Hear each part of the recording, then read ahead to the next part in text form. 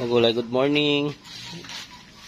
So malalaki na yung anak ng aking labuyo. Ito, labuyo po yung tatay niyan, pure labuyo.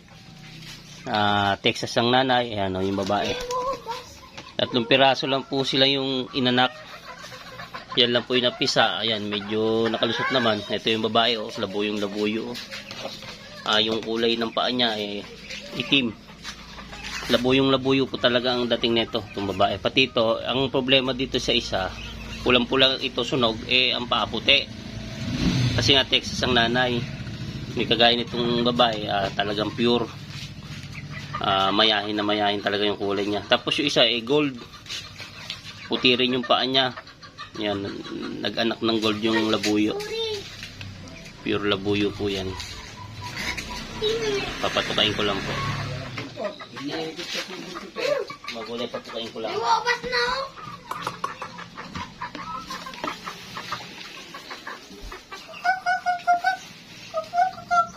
Pure labuyo. Sa itsura, sa muka, sa kulay, paa, labuyong labuyo po yung ano niya. Makapagparami tayo ng labuyo. Namatay po kasi yung tatay nito dito sa kulungan na namayat, nagkasakit. Yan. Galing Bulacan po yung tatay nito sa gubat. Ito ang magiging kamukha ng tatay niya ito. Pulang-pulang sunog to. Kakapalong na siya. Palong na. Babae. Okay naman yung katawan. Tama naman yung ano ng katawan niya. Masigla naman. Yan. Kulay puti lang yung paa niya. Pero labong-labuyo pa rin yung dating niya. Isa. Yung Texas. Isa gold. Tatalo na. Yan. Isa gold. Medyo malaki itong isa ito Dahil babae rin. Babae ito. Ay, lalaki. Tandang yun. Babae. Tandang yun.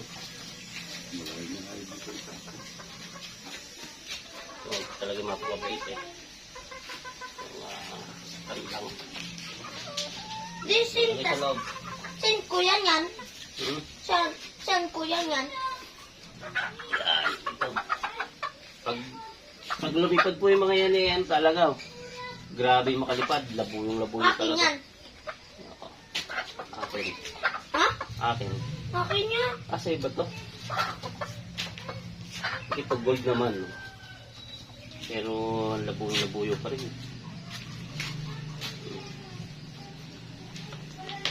Ito ganda na itsura niya. Itsura niya maganda. Kulay. Dito po. Okay, maganda katawan dito, malaki. Paa niya mahaba, ang ganda, pinong-pino. Nadali abay. Nakakabuntot na siya. Pag sisibulan ng buntot, masakit ang katawan pag ganyan, nagsisibul ng buntot. Napiga ako. Yan o, dagdag yun. Diyan, tingin inumin.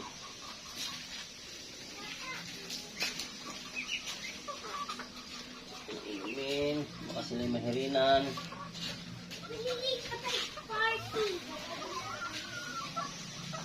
So, dinadami ako na yung patukan niya.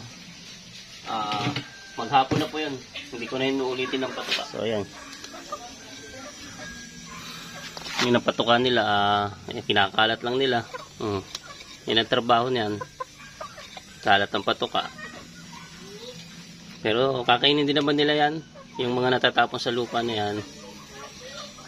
Sila rin kakain yan. Pag ba'y nagutom na uli miya-miya ganyan talaga labuyo Kalkal ng kalkal sa gubat yan ang trabaho ng mga yan yun. Ay pang kainin ng kainin. Gusto pa yung nasa lupa, isasabog. Yan, so dito na muna. Thank you for watching. Yung isa, may lapay isa masakit ang katawan ng isa Yan, bye bye.